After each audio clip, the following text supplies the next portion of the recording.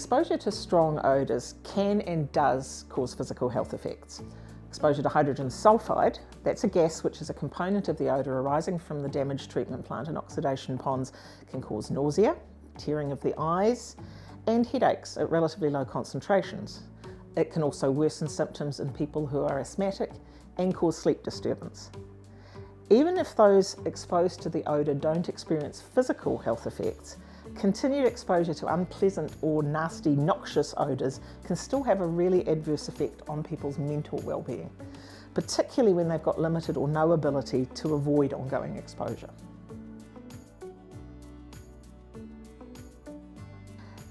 The health effects would be expected to resolve when the production of the odour is reduced back to the pre-fire levels as a result of the measures that are being taken by the City Council. At the concentrations that have been measured so far, it's very unlikely that there will be any long-term health effects from exposure to hydrogen sulfide. However, it's important to recognise that many residents are still experiencing significant distress, and they will continue to do so while the odour persists.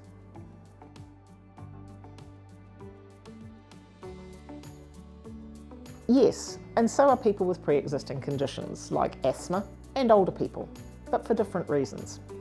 Children are smaller, so for any given level of exposure, the dose that they receive is higher than for a larger adult.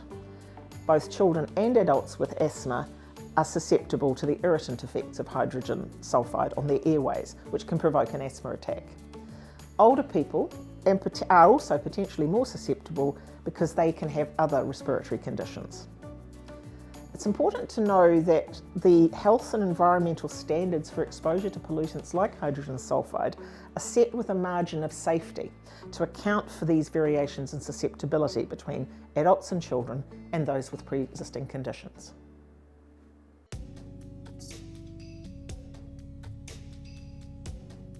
Hydrogen sulfide can be smelt at very low concentrations, as low as 0.01 parts per million. The smell becomes progressively more obvious and offensive as the concentration rises, and over 3 to 5 parts per million, most people would find it offensive. That's also the range in between the 0.01 and the 5 where people might experience the kind of health effects I've already talked about, like nausea, feeling headachy, or having sleep disturbance, or exacerbations of your asthma.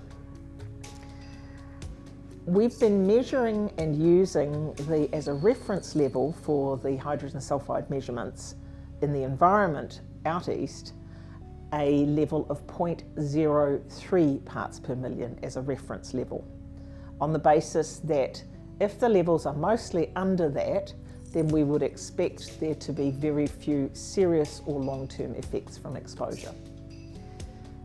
In our measurements so far, we've had only very few times when the levels in the environment exceeded that level, and usually only briefly. The highest measured level that we've seen at any of the monitors is 0.1 parts per million.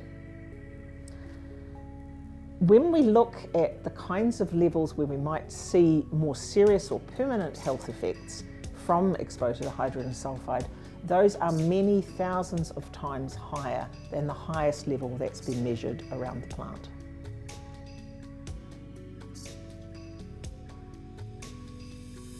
Te Whatuora Waitaha, Canterbury, our advice is that people experiencing any health issues as a result of the odour coming from the damaged treatment plant or oxidation ponds should seek medical advice from their GP or healthcare provider.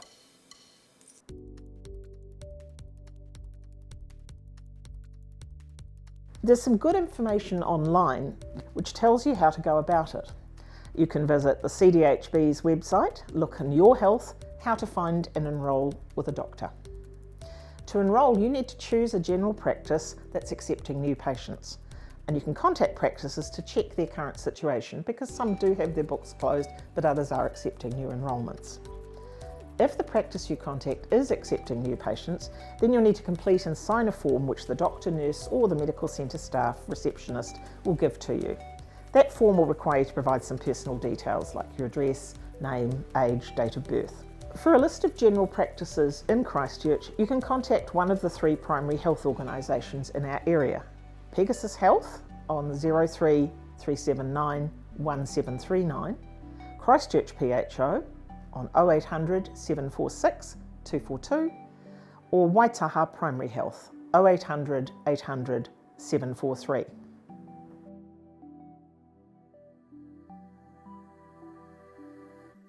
If you have difficulty getting access to a GP, you can get help from the Pegasus Partnership community workers. They can help you with enrolment, support you, and provide you with a voucher for your next appointment if your health is being affected by the wastewater treatment plant stench. If you live in Bromley and the surrounding areas and you or your family are experiencing issues relating to the wastewater treatment plant stench, you can contact Maureen on 022 010 3296.